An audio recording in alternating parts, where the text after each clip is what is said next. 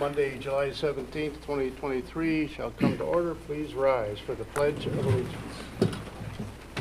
I pledge allegiance to the flag of the United States of America and to the republic for which it stands, one nation, under God, indivisible, with liberty and justice for all. Thank you. Motion to approve the agenda, please. Second. Moved by Mark, seconded by Mike, that we approve the agenda. Is there any discussion? All in favor signify by saying aye. Aye. Opposed, same. Motion carries. To the consent agenda, you have a copy of the minutes of July 3rd, 2023. We need approval of the bills and claims, of which you also have a copy. And we have the following licenses and permits. Liquor license, Class C, retail alcohol license, Half Moon. Class C, retail alcohol license, Louis Custom Meats. Those are renewals. Tree trimmers license, Bell Aerial, St. Ansgar, new. Street closing requests, Clear Lake Yacht Club, ILYA Championship Regatta from August 3rd through August 6th, and the Class Car Club, August 4th, which is the car cruise, and August 5th, which is the car show. Motion, please. So moved. Second. Moved by Gary, seconded by Bennett, that we approve the consent agenda. Is there any discussion? All in favor signify by saying aye. Aye. Opposed, same. Motion carries. Now is the time and place for anyone in the audience who wishes to address the council on any issue or concern that is not on the agenda. Please approach the podium, state your name first and last, and give your address so the clerk can properly enter minutes. It's not a discussion time nor a question and answer time, but it is an opportunity for you to state your issue to the council. None appearing, we'll move on to unfit. Wait. Sorry? You got up. Go ahead. Welcome. My name is Richard Knoll. My address is 413 South 8th Street here in Clear Lake. We'd just like to bring to the council's attention, there's an eyesore right across the street from where our residence is at. It's 410 South 8th Street. There's a Chevy Avalanche that's been parked there for in excess of 7 months that hasn't moved. There are 2 trailers full of parts, trash. It just looks like a somewhat of a nuisance and an eyesore. It doesn't set well as far as the appearance of the community. There are properties on South 8th Street, but I'm not going to get into that because I have to look out my front porch and that's what I see. It's not pleasant. Thank you. Thank you. Anyone else? On appearing, we'll move on to unfinished business, of which we have none, directly to new business. 6A, South 15th Street, Everybody Plays Inclusive Park and Playground Project update, review of estimate number 6. Scott Flory, City Administrator. Welcome, Scott. Yeah, thank you, Mayor. Council, for the purple sheets in your packet for this item, this is pay request, as Mayor indicated, number 6 for the Everybody Plays Inclusive Park and Playground Project up on South 15th Street. Just again, as a reminder, we have the contract with Dean Snyder Construction here of Clear Lake. That original contract amount is just under $2 million, $1,997,500. Contract items completed to date, you'll note there is $474,539. So just under 25% is either stored materials or work that's been completed to date on the project. So if you go down just a little bit further, you'll notice there so if you take the $450,775, then we have $174,779.32 for payments that we previously made. So we have a total amount of work related to this pay estimate of $290,522.16.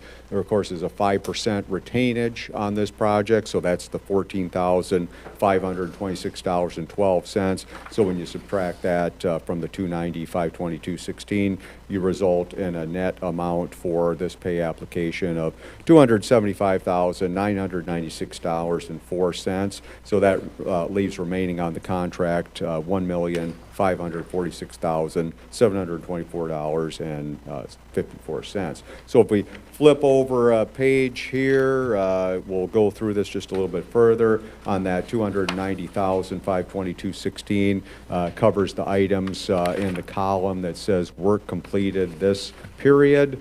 So I just want to point out a few of the highlights on this one. So line item number 14 is the splash pad. So you'll see that $150,032.30. That's for the splash pad equipment has arrived, so that's stored there on site.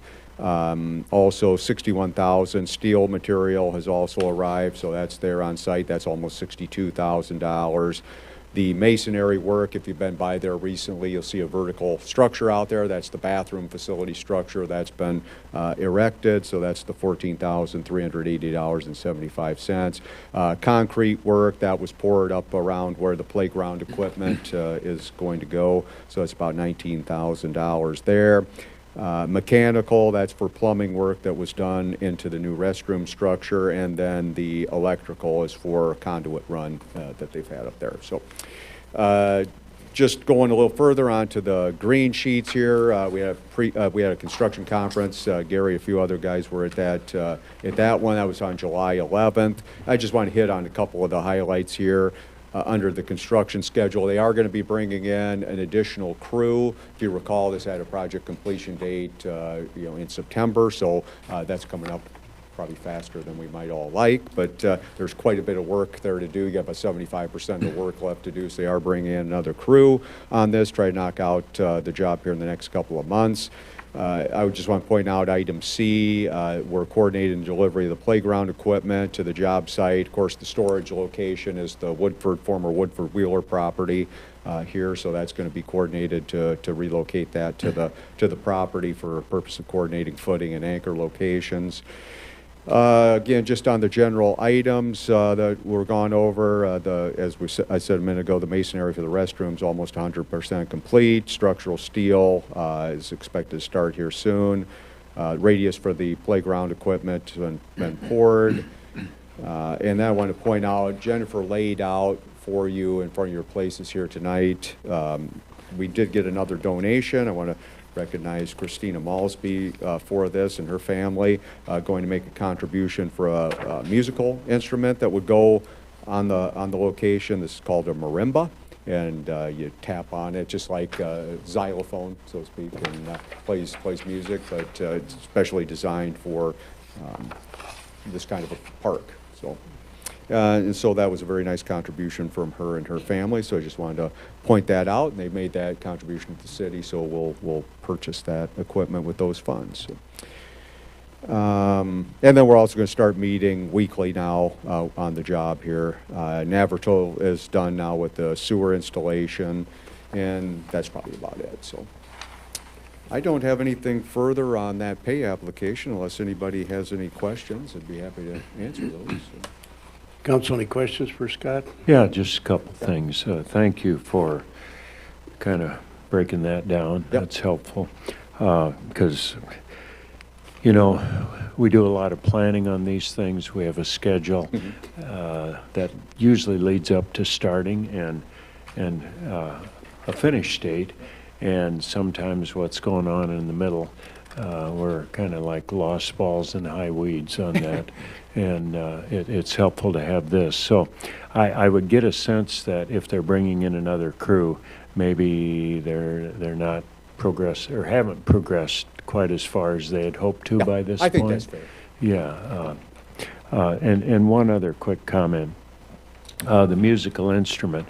I know virtually nothing about this, but I had an interesting comment about a month ago with a man from Mason City that's very involved in the locomotive in East Park, and they've kind of created all kinds of playthings for children that are in conjunction with that East Park thing. And during that conversation, he was talking about a donation they had to get something similar to this, and they already had one other, and they seem to be quite popular with the children. So They are indeed. he also mentioned they aren't real cheap. So Not real cheap, so that's about $5,000 for that. and wow. Wish I could put $5,000 into a guitar. I'd have a pretty nice one. But anyway, thank you.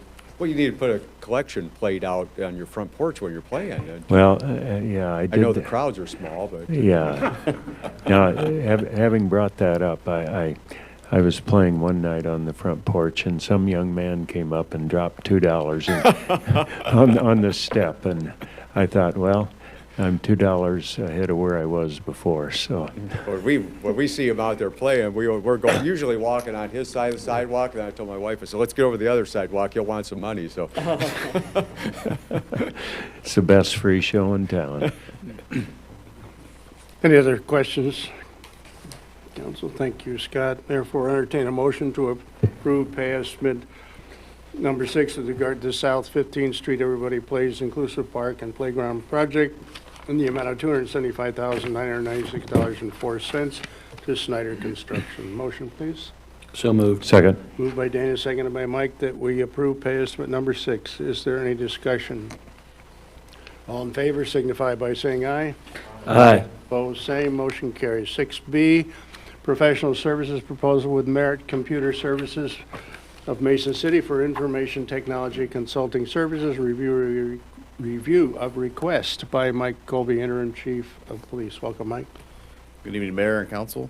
Before you, I believe you have some information from our internet, or our IT services, Merit Computers. We've used Merit as long as I've been here on contract per se on an hourly basis. Merit is in-house every Wednesday for us, and they've been doing it on an hourly basis up until this, hopefully, approval of this contract.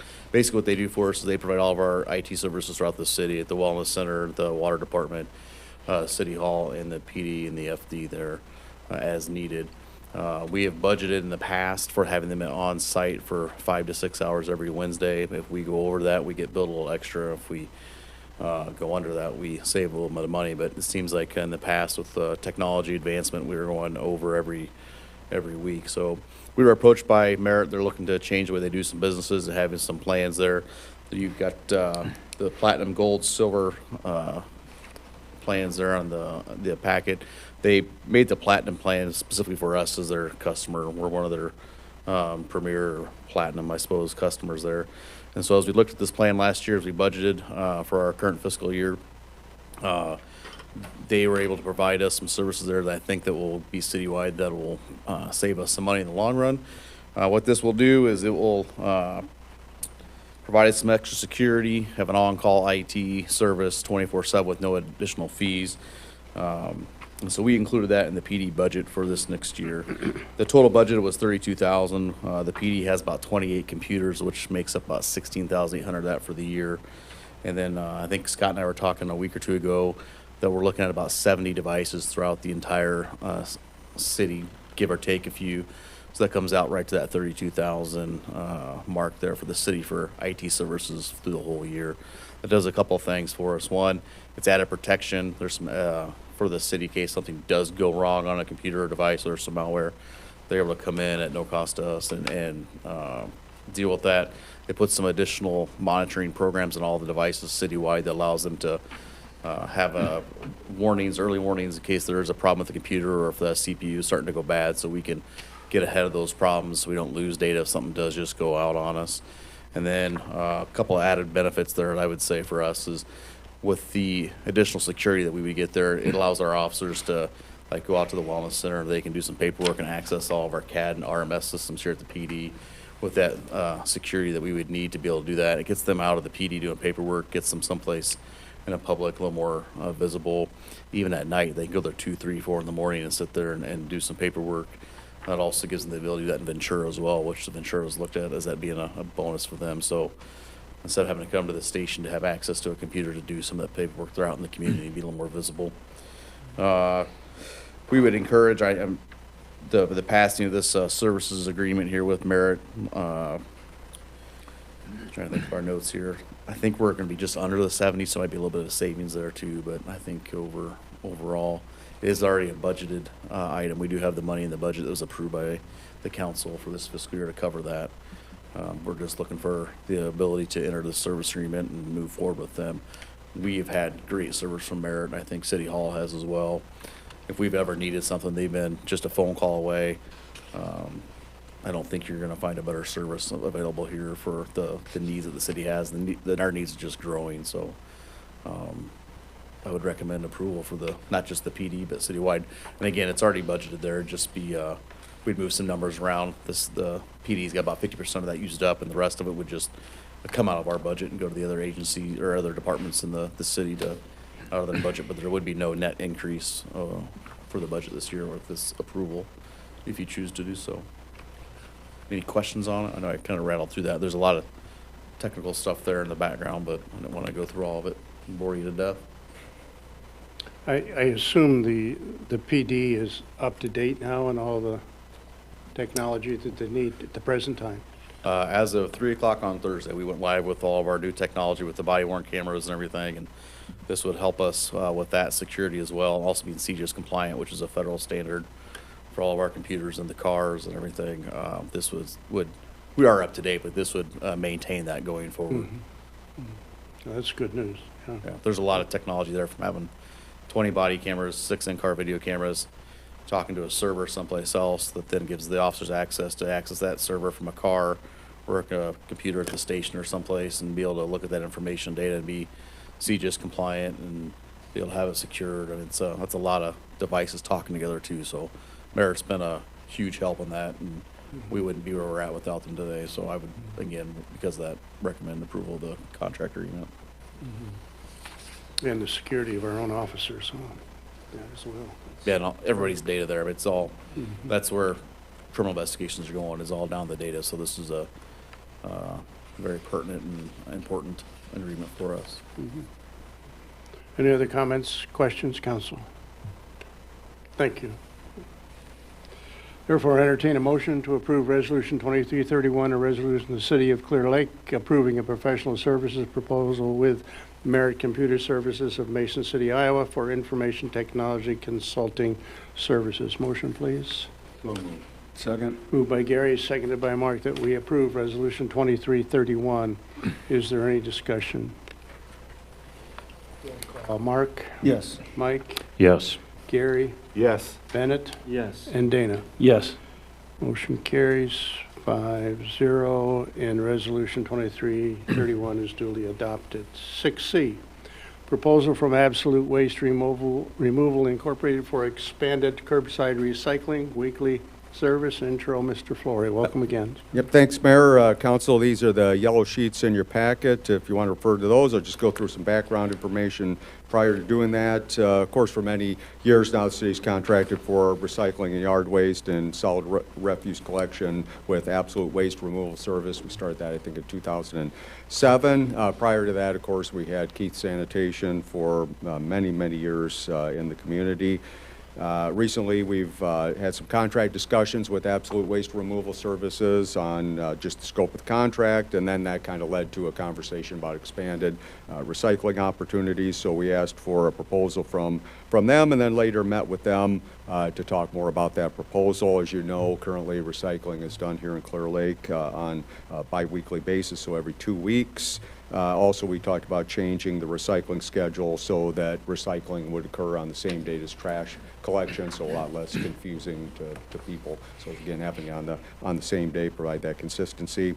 If you recall, for several years, we provided the recycling drop boxes down at the city's yard waste site, and that worked pretty well for a period of time, but later on it became really, I think, abused in some ways. It was utilized by people not from our community, and I think at one point it was probably like a recycling center for all of North Iowa, and people from all over North Iowa bringing recyclables in and dropping them off there. So the costs on that were pretty significant, and then we had a number of things related to contaminated items in there which increased our costs, and then just illegal dumping, and when the boxes were full, people would just leave it, and litter became all over the place. So we discontinued that in November of 2022. So at that point, all we had left was just, again, the biweekly curbside recycling. So we do get calls pretty frequently from people asking about additional recycling opportunities, and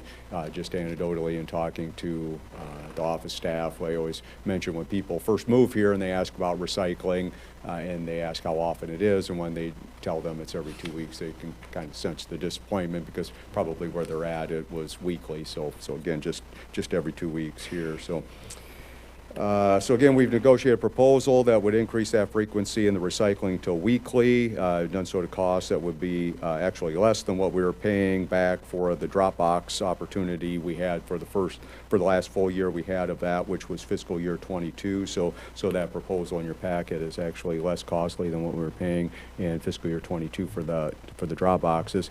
So if you're inclined to proceed with the proposal, program we have negotiated with Absolute Waste would be started in September.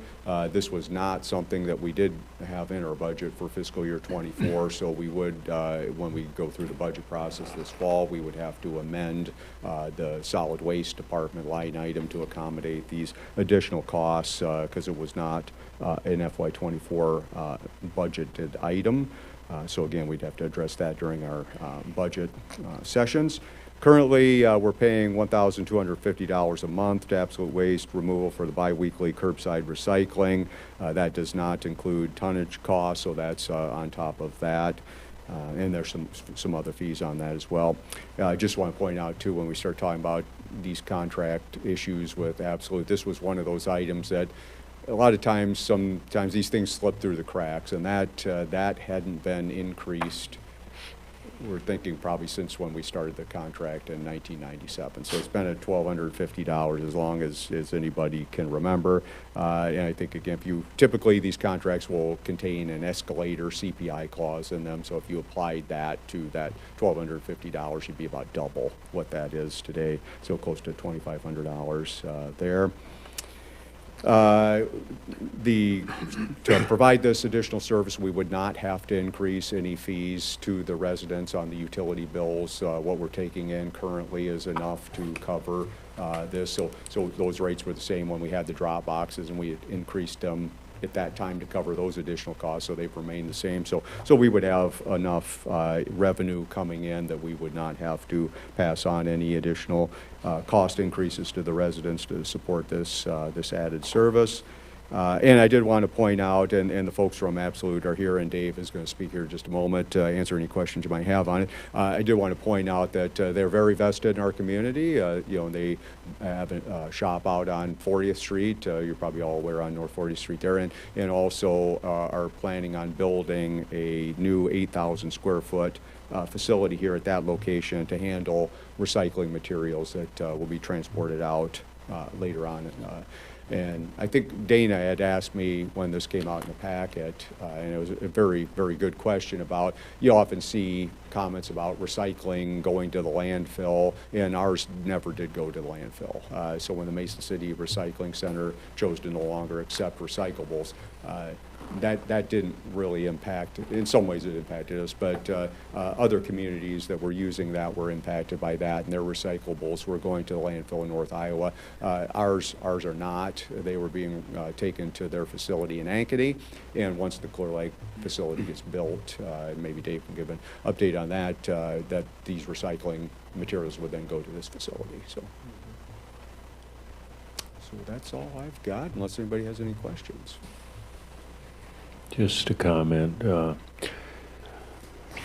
Overall, this is really good news. I think I too, like probably the rest of the council, gets a variety of concerned questions, and especially anyone that currently lives in a different city that has a little smoother operation on all of this. And it, it's also good news that Mount Cerro Gordo won't be growing by an exponential amount any quicker than it already is. And so, yeah, I'm very happy about this. Go ahead, Mike mentioned that. It actually made me think of another point. Should have mentioned on yard waste. So we discussed in our contract shifting that to Fridays. So it'd be, again, a consistent schedule on that as well, but that, for the time period that we provide that, so. Then when would the weekly recycling start? September. September? Yep. Thank you. First full week of September. So that would give us enough time to work with Absolute to generate materials, get it out in the media, and let everybody know. Just one other quick comment, if you'll bear with me.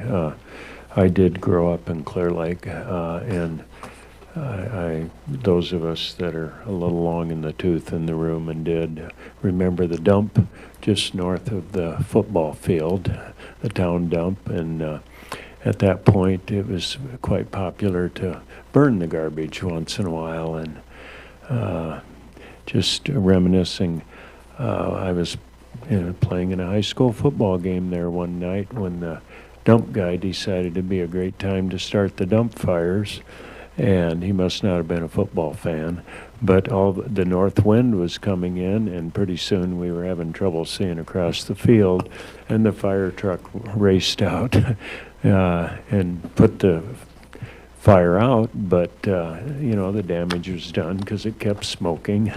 So it was an exciting night. Anyway, well, we lost most of them, so probably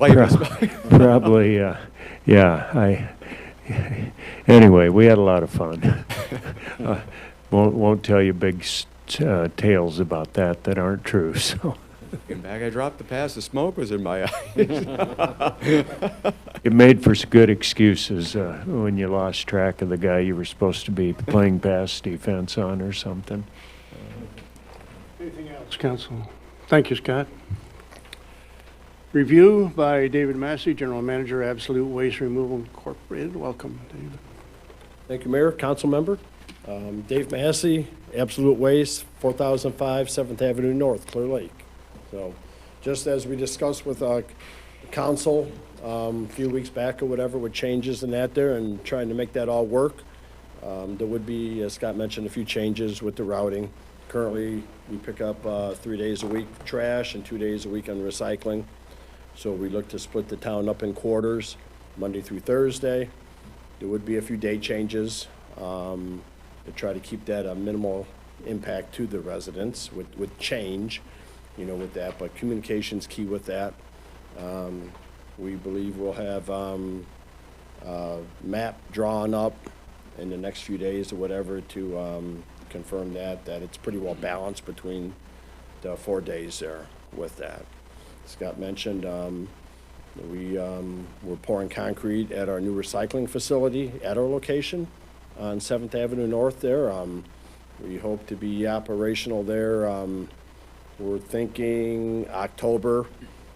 Little issue with a transformer and some switchgear on some parts with the supply chain nowadays or whatever, but we're pretty confident at least by the end of the year we'll be operational with that. So it mentioned the landfilling of recyclables. We have transferred our communities that we service in Saragota County have been transferred to the Des Moines area, whether that's going to the Metro Waste Facility or Mid-American Recycling. With that, we have not landfilled any recyclables. I know there's been some media with some paper articles with landfilling of recyclables, mainly tin, glass, and plastic. That has not happened. And when Mason City Recycling decided to stop taking tin, glass, and plastic with, a week's notice, that we kind of geared up to be able to transfer them recyclables to do the right thing with that. And with that going on at that time, we made the decision to invest in our own recycling facility to meet the needs of our communities there with that. So that means, over the years, I've received calls from Mason City Recycling, right? And said we cannot take, as you just said, we cannot take, plastic anymore, and it's within a short amount of time, and they shut you down. you're saying you're going to have a storage facility out here next to your office and garage space, and then you will take it from there to Des Moines? Is it We'll have a processing facility. We will bale recyclables right here? right here for paper, the cardboard, the plastics and recyclables to ship to market. All right. So we will have a processing facility and we'll bale our own material. So Right I- now, we're just transferring in compactor receiver boxes to a sorting facility, processing facility. We will process recyclables at our location. So I'm assuming that you won't have any stoppage on that like we've received from Mason City Recycling every so often. Correct. That's great news. Yes. Not only good, but that's great. Is that, so the things floating around the Pacific Ocean have cleared up, or they're still there? I believe they're still there to some extent. All right.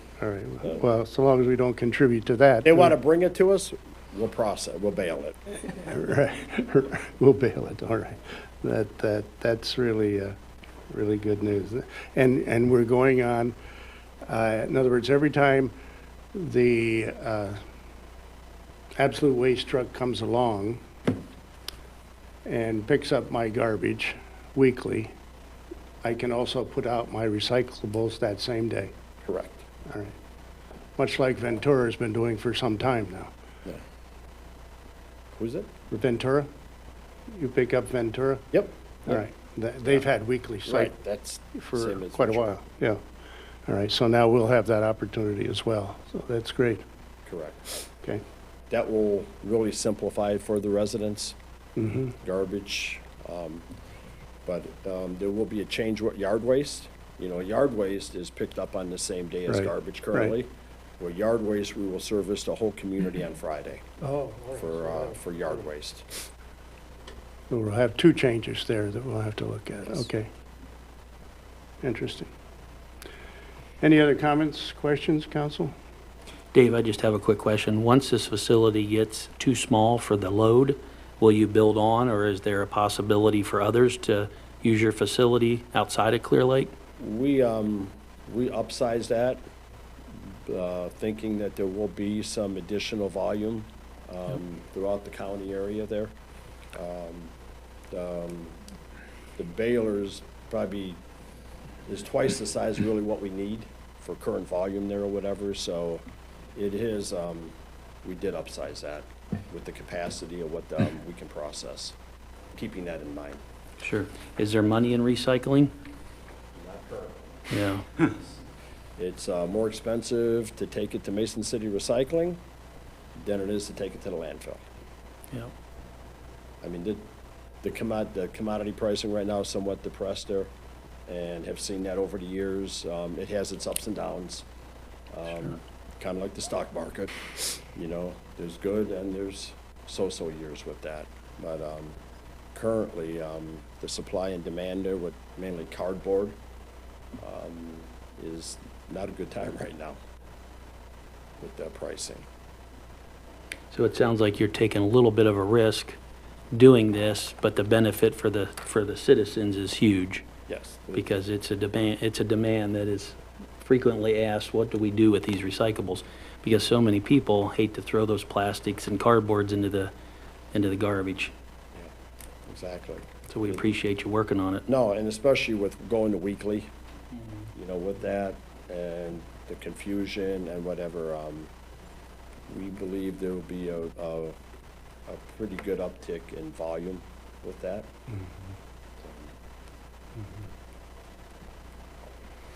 Thank you, Right. appreciate your being here. Yep. Thank you, Mayor, Council.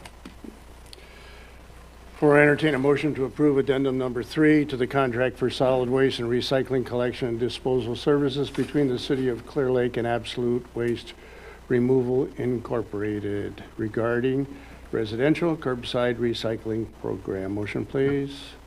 So moved. Second. Moved by Mark, seconded by Bennett, that we approve the addendum number 3 to the contract with Absolute Waste Removal Incorporated. Is there any discussion? All in favor signify by saying aye. Aye. Opposed, same. Motion carries. Thank you. Appreciate that. Interim Chief of Police report.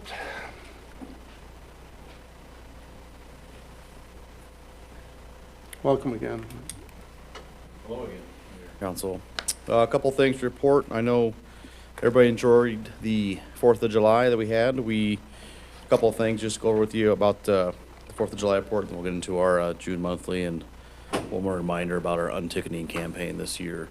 The 4th of July, so we delayed fireworks from the 4th to the 5th. I know there's a lot of discussion about that, but I would like to say that the police department worked in conjunction with the fire department, the Saragordo County Emergency Management, and city administration and the Clear Lake Chamber are making that decision. So it was not just a one person making that decision. It was a cumulative of everybody's knowledge and expertise there when we made that decision on the night of the 4th. And I think we made the right decision once you saw the rain come through about 9:30 or so with the wind and some of the lightning there. So it was obviously a safety decision there, and I think we made the right call, even though it did inconvenience some people moving it back to the 5th. I don't want to interrupt you, Mike, but I just want to commend you for your work on that. I was in extensive communication with you during that whole time, and I really appreciate how you handled that. Strong communication, me, Doug, emergency management, and I appreciate that. Yep.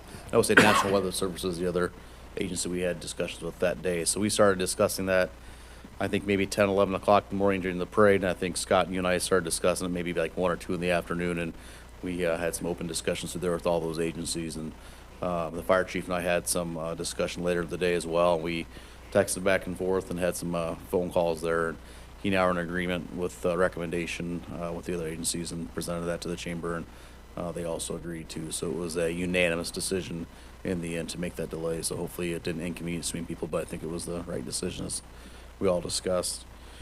Just some really brief overview numbers of what it looked like, sort of what the 4th of July celebration looked like for the PD.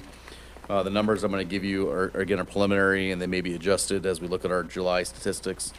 But these numbers start from the 29th at 7 in the morning through the night of the 5th at midnight. So we had 676 calls for service, 51 investigative reports, 178 parking complaints, and 33 traffic citations of it that our officers dealt with, amongst many other things that aren't included in those 5 categories. But that was an increase in calls for service for us, and the double digits, I believe, is what we'll end up finding when it's all said and done. I've said before to many of you individually and maybe some groups, but our officers were very prepared and handled the additional call load very professionally, and very happy with the way all the employees performed through that time period. So kudos to them for the performance they did. Hopefully you'll see that they were in the park a lot more. I don't remember the exact number, but they were in the park. We had somebody on foot in the park for almost a day and a half total if you add all the minutes together for that period of time. I think it was somewhere in the ballpark of like 36 or 38 hours. All the minutes added up there too, which is a huge increase for us too. So hopefully that was seen. The big change, I think, you'll see in the packet is we kind of changed up, or I chose to change up the way we do our monthly report. Hopefully it's well received by the council, but there's a couple of reasons I did that. Number one, I think it shows the true picture of what the officers are doing on a day-to-day basis. I was talking to Bennett earlier, you know, if we say we had one community policing contact, you really don't see what that is. It's just a number on a spreadsheet, but you can see in the monthly report there what the officers are out doing, interacting with the community through Meet the Machine, their involvement with being uptown on patrol. There's a picture on page 2 of the officers up there. It just highlights a lot of things that we go through, and then you still have your statistics there on the back on the 3rd page there too. So without going through every individual article there,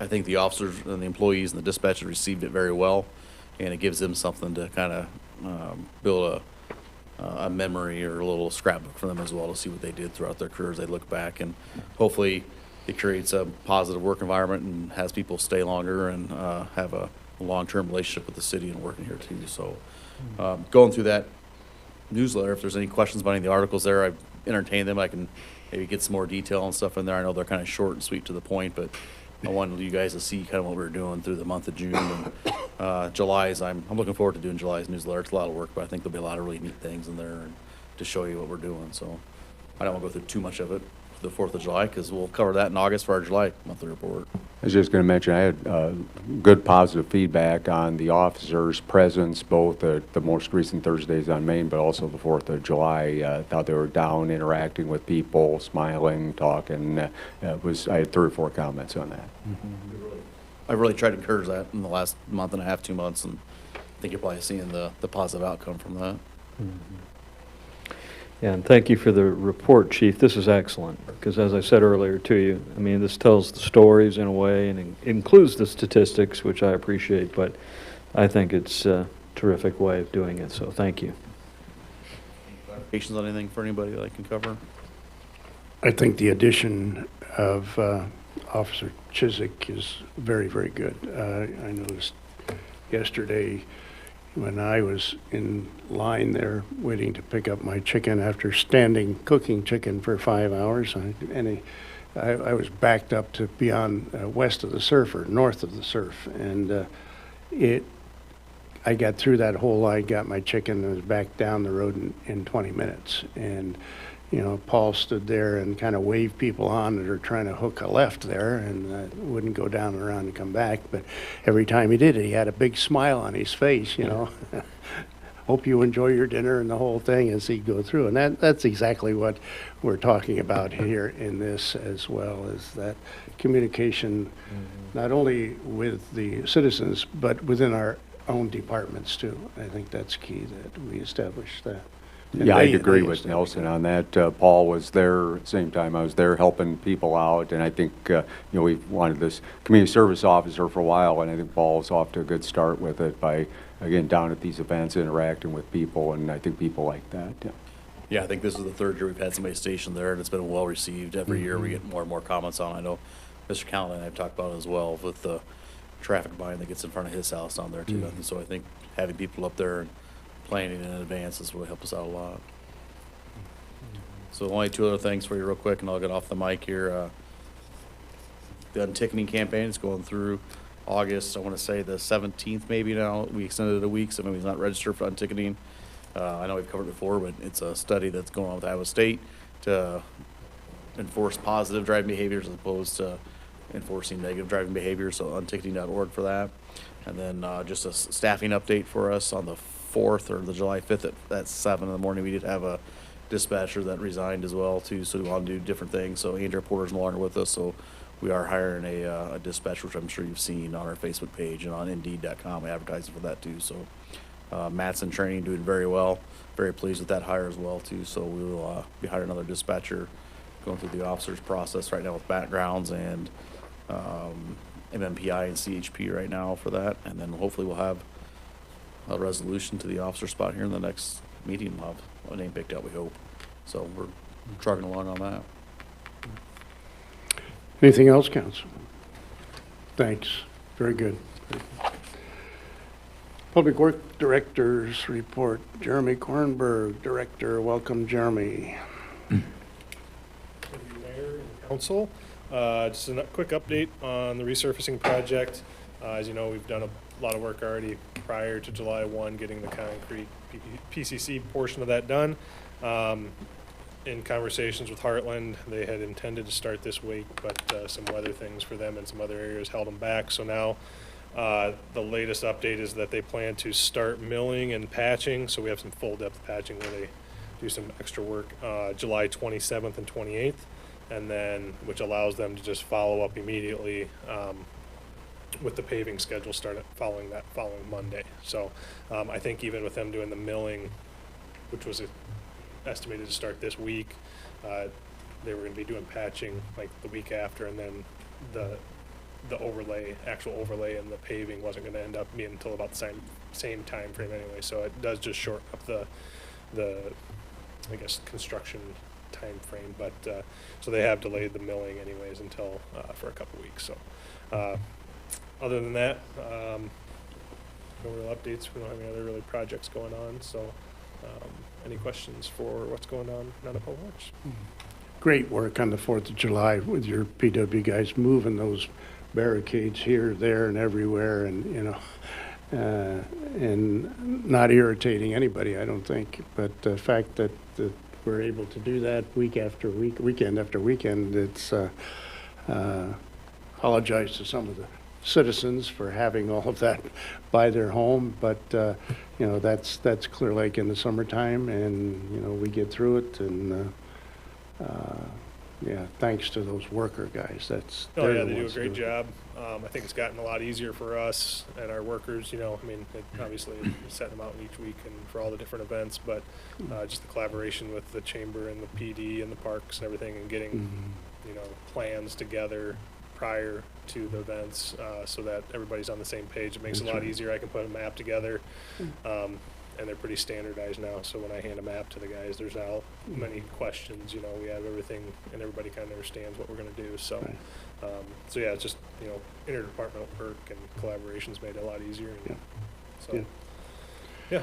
Yeah, it's great. Appreciate it. Anything else, Council? Thanks again for what you do. Appreciate it. Under Mayor's report, neither Stacy nor Chad are here, but I'd like to mention, although I didn't see it as good as I wanted to, I understand that boat show. If somebody here wanted to chime in on that one, I think that's one of the best they've had here in years and years. And I know Shane Cooney was involved in it. I haven't seen him involved in it before, but there were some beautiful boats down there. And what was it, that one out of Toronto, Canada, was the police? Yes. It was the police, I think, the Toronto police boat that they had there. A beautiful piece of workmanship on that, and I think that'll continue to grow with some support behind it. The Great Lions Club Chicken Barbecue, some gentlemen here to my right and left have been a part of that, but I do believe at least we put about 4,200 chickens on the grill. I don't know how many of those got consumed, but I assume all of them. I hadn't heard. Yeah, all of them did. Did they get Yeah. good? I heard they ran out of cinnamon rolls. Cinnamon roll, Somebody yeah. took off with some. Yeah, they said there was a theft, right? During Oh, the the middle of cinnamon rolls. barbecue. I'm sorry what you're talking about, but they were just sitting there. I didn't want them to go to waste. Oh, yeah, I walked off with them. I just finished them before the meeting, too. So. Miles got run for that. But And the car show and cruises, that's coming up in August. And this weekend, we have the art sale, Art sale. and there's the library, help me, Bennett. what's Yeah, the ghost boat The ghost coming boat. up, Yeah, and then the bash on the lake, or, some of them remember that one from the time they headed to the island and couldn't get back because the fog set in and they couldn't see the hand in front of their face, and so they circled all night in the lake. Hopefully that won't occur again. But anyway, Mr. Flory? Just one thing real quick. Thanks for everybody that came to that groundbreaking we had there for the South Shore Estates property there on South Shore there around 27th Avenue South. Did put in your packet a letter that we have from the developer related to their future request for a development agreement. I just want to point out, you know, this is just their initial draft of it. There's a few things in here that, of course, we would not do. They reference upfront funding on some things. Of course, we would not do that, but they just wanted to point out kind of what their investment in the project is. They're working with a local bank here, so that's nice, but probably a meeting or two down the road. I'll just haven't had time to get to it, but be working on a development agreement for the overall development. They still got all their engineering and things to do, so we still have plenty of time, but I just wanted to bring to your attention that we did have the groundbreaking, so they're starting to move a little dirt out there, and we'll be working on this development agreement. That will be what, approximately 31 homes? Is Something like that, somewhere 31, in that 32, neighborhood? something like that. Something like Yeah, that. 15 single and 8 Yep. twin. Here, Yep. I got my notes here. Okay, so that'll be another great addition to our community when that gets ramped up and moving. Anything else, council? Thank you, meeting adjourned.